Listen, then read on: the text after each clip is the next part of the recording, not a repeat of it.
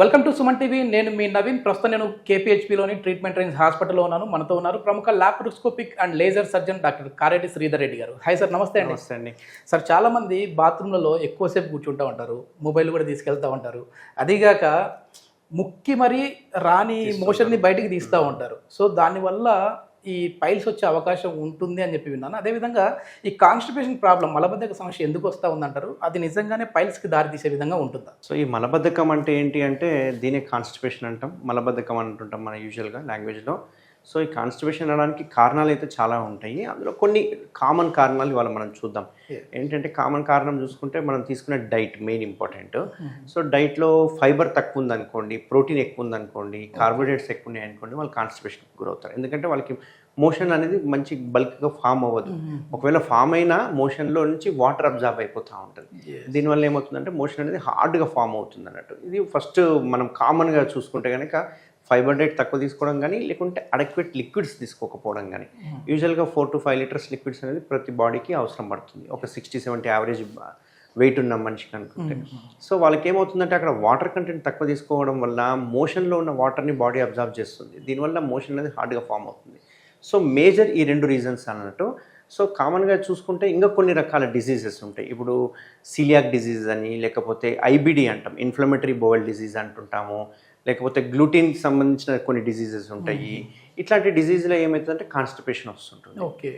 అయితే ప్రతి ఒక్కరు ఏంటంటే కాన్స్టిపేషన్ రాగానే నేను ఏదో ఫుడ్ సరిగ్గా తీసుకోలేదు, ఫుడ్ హ్యాబిట్స్ మార్చుకుంటే చాలు, మజ్జిగన్నం తింటే చాలు, పెరుగన్నం తినేస్తే అయిపోతుంది, నేను మొత్తం సెట్ అయిపోతా అంటుంటారు. బట్ ఇక్కడ గుర్తుపెట్టుకోవాల్సింది ఏంటంటే కొన్ని రకాల క్యాన్సర్స్లో కూడా కాన్స్టిపేషన్ ఉండే అవకాశాలు ఉంటాయి.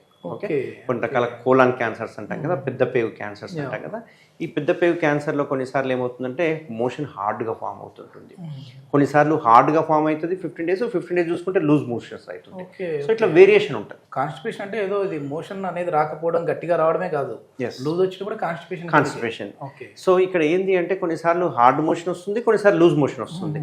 సో ఇట్లా వచ్చినప్పుడు మనం క్యాన్సర్ని కూడా రూల్ అవుట్ చేసుకోవాల్సి వస్తుంది. కొలనోస్కోపీ చేసుకొని క్యాన్సర్ రూల్ అవుట్ చేసుకోవాల్సి వస్తుంది.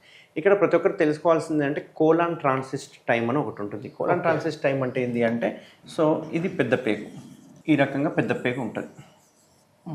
సో ఇది అసెండింగ్, డిసెండింగ్, ట్రాన్స్వర్స్ కోలాన్ అని అంటుంటాము. సో ఇక్కడ నుంచి అంతా చిన్న పేగు స్టార్ట్ అవుతుంది. సో మనకు మోషన్ స్టార్ట్ అయ్యేది ఇక్కడ నుంచి అనుకోండి, ఈ ఏరియా నుంచి మోషన్ మెల్లగా పాస్ అయ్యి ఇట్లా బయటికి వస్తుంటుంది. సో కోలాన్ ట్రాన్సిస్ట్ టైం అంటాం, సిటీటీ అంటాం. ఈ కోలాన్ ట్రాన్సిస్ట్ టైం అంటే ఏంటి అంటే ఇక్కడ నుంచి మోషన్ పాస్ అయ్యే టైంనే మనం కోలాన్ ట్రాన్సిస్ట్ టైం అంటాం. ఇది యూజువల్గా చూసుకుంటే కనుక 30 to 50 hours అనేది నార్మల్గా, అంటే మన బాడీలో మోషన్ ఫామ్ అయిన తర్వాత మూవ్ కావడానికి ఇంత టైం తీసుకుంటుంది యూజువల్గా. ఒకవేళ ఇది 75 hours కంటే కనుక ఎక్కువ తీసుకుంది అంటే కనుక మనం దీన్ని ప్రైమరీ కాన్స్టిపేషన్ కింద కన్సిడర్ చేస్తాం. ఒక రోజు మనం మోషన్కి వెళ్ళకపోయినా పెద్ద సమస్య ఏం కాదు. ఒక రోజు వెళ్ళకపోతే అది ఏం కాన్స్టిపేషన్ ఏం కాదు. సో అప్ టు 75 hours వరకు కనుక కూడా మోషన్ కనుక పాస్ కాకపోతే కనుక దాన్ని మనం కాన్స్టిపేషన్గా తీసుకుంటాం. కొందరు ఇంకొకటి ఏంటి అంటే కొందరు 2-3 సార్లు పోతారు, అదేదో మంచి హ్యాబిట్ అని చెప్పుకుంటుంటారు. సార్ మార్నింగ్ ఒకసారి పోతా, తిన్నాక టిఫిన్ తర్వాత ఒకసారి పోతా, మళ్ళీ నైట్ వచ్చాక ఒకసారి పోతా. అంటే వాళ్ళకి ఏంది మోషన్ అంతా ఉంటుంది కానీ కంప్లీట్గా ఎవాక్యులేట్ ఇన్కంప్లీట్ మోషన్ అంటుంటారు. ఆ ఇన్కంప్లీట్ మోషన్ని కూడా మనం కాన్స్టిపేషన్ కిందనే పరిగణనలోకి తీసుకోవాలి. సో ఇట్లా కాన్స్టిపేషన్ ఉన్నప్పుడు ఏమవుతుందంటే కొన్ని రకాల క్యాన్సర్స్ ఉండొచ్చు, లేకపోతే కొన్ని రకాల డిజీజ్, ఐబిడి అంటాము, ఇన్ఫ్లమేటరీ బౌల్ డిసీజ్ అంటాము. ఇట్లాంటి డిసీజ్లో కూడా మనకు కొన్ని కాన్స్టిపేషన్ వచ్చే అవకాశం ఉంటాయి. ఇంకా తెలియని నిజం ఒకటి ఏంటి అంటే కొన్ని రకాల మెడికేషన్స్లో కూడా కాన్స్టిపేషన్ వస్తుంది. సో ఈ మెడికేషన్స్ ఏంటంటే యూజువల్గా మనం రెగ్యులర్ వాడే యాంటాసిడ్స్ అంటాం కదా, కడుపు మంటనంగానే ఏదో సిరప్ తీసుకొని తాగేస్తాం. అందులో ఉండే ఒక పదార్థం ద్వారా కూడా మనకి కాన్స్టిపేషన్ వచ్చే అవకాశం. ఓకే. కొన్ని మెగ్నీషియం కానీ, పొటాషియం కానీ ఇట్లాంటివి ఉంటాయి, దానివల్ల కూడా కాన్స్టిపేషన్ వచ్చే అవకాశం. ఇప్పుడు ఈ మధ్య అసలు డాక్టర్ల దగ్గరికి వెళ్ళట్లేదు సార్. గ్యాస్ ట్రబుల్ వచ్చిందంటే ప్యాంట్రాప్రజోల్ ఏదో వేసేసుకుంటాం. సో ఇందులో కొన్ని రకాల యాంటాసిడ్స్ వల్ల కూడా కాన్స్టిపేషన్ వచ్చే అవకాశాలు ఉంటాయి. కొన్ని బీపీ టాబ్లెట్లు ఉంటాయి కదా, కాల్షియం ఛానల్ బ్లాకర్స్ అని, కొన్ని రకాల సింపుల్ ఓపియాయిడ్స్ అంటాం, ట్రెమడాల్ కానీ లేకపోతే మార్ఫిన్ కానీ ఇట్లాంటివి తీసుకుంటే కూడా మనకు కాన్స్టిపేషన్ వచ్చే. యాంటీబయాటిక్స్ వల్ల కూడా వస్తుంది సార్? యాంటీబయాటిక్స్తో చాలా తక్కువ, బట్ ఈ రకమైన కొన్ని హైపర్ టెన్షన్ సంబంధించిన మందులతో వస్తుంది. ఇంకో ఇంపార్టెంట్ ఏంటి అంటే కాన్స్టిపేషన్ రాగానే ఫస్ట్ మీకు మైండ్లో గుర్తు రావాల్సింది, ఫస్ట్ డాక్టర్ని చెక్ చేసుకోవాలి. మాకు ఫస్ట్ ఒక పేషెంట్ మాకు కాన్స్టిపేషన్ వచ్చిండు అంటే మాకు డిఫరెంట్గా ఎందుకు వచ్చింది, కోలాన్ ట్రాన్సిట్ టైం తక్కువ ఉందా, లేకుంటే పీచు పదార్థాలు తినట్లేదా, లేకపోతే ఇంకేమైనా డిజీజులు ఉన్నాయా అనేది మేము ఒకటి మైండ్లో తెచ్చుకుంటాం. అందులో ఫస్ట్ డిజీజ్ ఏంటంటే హైపోథైరాయిడిజం, అంటే థైరాయిడ్కి సంబంధించిన ప్రాబ్లమ్స్. సో థైరాయిడ్కి సంబంధించిన ప్రాబ్లమ్స్ ఉంటే వాళ్ళకు ఫస్ట్ సిమ్టమ్ కాన్స్టిపేషన్ ఉంటుంది.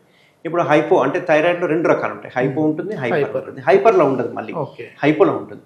హైపో సిమ్టమ్స్ ఎలా ఉంటాయి, వెయిట్ గెయిన్ ఉంటుంది, కొంచెం బరువు పెరుగుతుంటారు, అంతేకాకుండా కొంచెము చలికి కానీ వేడికి కానీ తట్టుకోలేరు, చర్మం అంతా ముద్దుబారిపోయినట్టుగా డ్రై అయిపోయి ఉంటుంది, కాన్స్టిపేషన్ ఉంటుంది.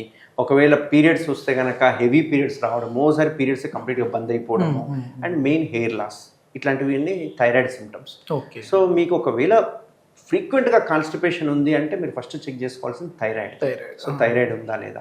కొన్ని రకాల డయాబెటీస్ వల్ల కూడా కొన్ని రకాలుగా ఉంటుంది, ఇన్ఫ్లమేటరీ బౌల్ డిసీజ్లో ఉంటుంది, కొన్ని రకాల క్యాన్సర్స్లో ఉంటుంది, ఈవెన్ ఓవేరియన్ క్యాన్సర్స్లో కూడా మనకు కాన్స్టిపేషన్ అనేది ఉంటుంది. So even pelvic inflammatory diseases అంటాం, పెల్విక్ ఏరియాలో ఏదైనా ఇన్ఫ్లమేషన్ ఉంటే కూడా అక్కడ మోషన్ మూవ్మెంట్ తక్కువ ఉంటుంది. ఇట్లా చాలా రకాలుగా చూసుకుంటే కాన్స్టిపేషన్, బట్ ఇప్పుడు నేను చెప్పిన డిసీజులు అందరిలో ఉంటాయని కాదు, బట్ మనం రూల్ అవుట్ చేసుకోవాలి. రూల్ అవుట్ అనేది ఇంపార్టెంట్, ఎందుకంటే ఎర్లీ రూల్ అవుట్ చేసుకున్నాం అనుకో ఎర్లీ ప్రివెన్షన్ చేసుకోవడానికి బాగుంటుంది. సో ముఖ్యంగా పీచు పదార్థాలు మాత్రం ప్రతి ఒక్కరు మంచి డైట్ కనుక తీసుకుంటే ఈ కాన్స్టిపేషన్ నుంచి బయటపడచ్చు. ఇప్పుడు బాత్రూంలో మోషన్కి వెళ్ళినప్పుడు మొబైల్ కూడా చూస్తూ ఉంటారు కదా సార్, అసలు మనం కరెక్ట్గా మనం హెల్దీగా ఉన్నామని అంటే ఎంతసేపట్లో మన మోషన్ కంప్లీట్ చేసుకొని రావాలండి?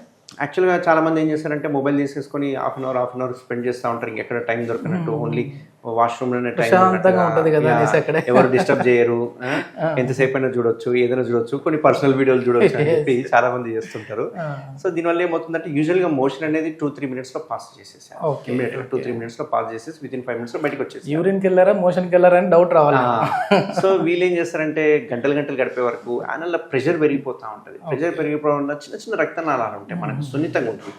యానల్ కెనాల్ అనేది జస్ట్ లిప్స్ లా ఉంటుంది, మనకి లిప్ లోపల ఒకవేళ మౌత్ లో అల్సర్స్ ఫామ్ అయినాయి అనుకోండి, ఎంత పెయిన్ ఉంటుంది. సేమ్ అక్కడ కూడా ప్రెషర్ పెరిగింది అనుకోండి, అక్కడ ప్రెషర్ పెరిగితే అక్కడ ఉన్న రక్తనాళాలు చిట్లిపోవడము, రక్తం గారడము, అక్కడ చిన్నగా ఫిషర్ ఫామ్ అయిపోవడము, అవే మెల్లగా పైల్స్ కి దారి తీస్తాం. కాబట్టి ఎంత తొందరగా మనం వాష్రూమ్ లో నుంచి బయటకు వచ్చేసేస్తే పైల్స్ అయ్యే అవకాశాలు కూడా ఎంత తక్కువ. బాత్రూమ్ లో కూర్చున్నప్పుడు అది నార్మల్ గా రావాలి, మరీ మరీ కూర్చోకూడదు, బలవంతం పెట్టకూడదు అంటారు. కొంతమంది చాలా సార్లు అడుగుతుంటారు, సార్ మోషన్ ఫ్రీగా ఉండాలంటే ఏం చేయాలి అని చెప్పేసి, కాన్స్టిపేషన్ రాకుండా అసలు నేను ఏం జాగ్రత్తలు తీసుకోవాలి. సో ఇక్కడ ముఖ్యంగా 3 గుర్తుపెట్టుకోవాల్సింది. ఒకటి ఏంటి అంటే ఫస్ట్ పీచు పదార్థం 100% మీరు అట్లీస్ట్ ఒక 50%, 60% మీ డైట్లో పీచు పదార్థాలు ఉండాలి. రిమైనింగ్ 50 మీరు కార్బోహైడ్రేట్స్ తింటారా, ప్రోటీన్ తింటారా, అది మీ ఇష్టం, కానీ 50% మాత్రం పీచు పదార్థాలు ఉండాలి.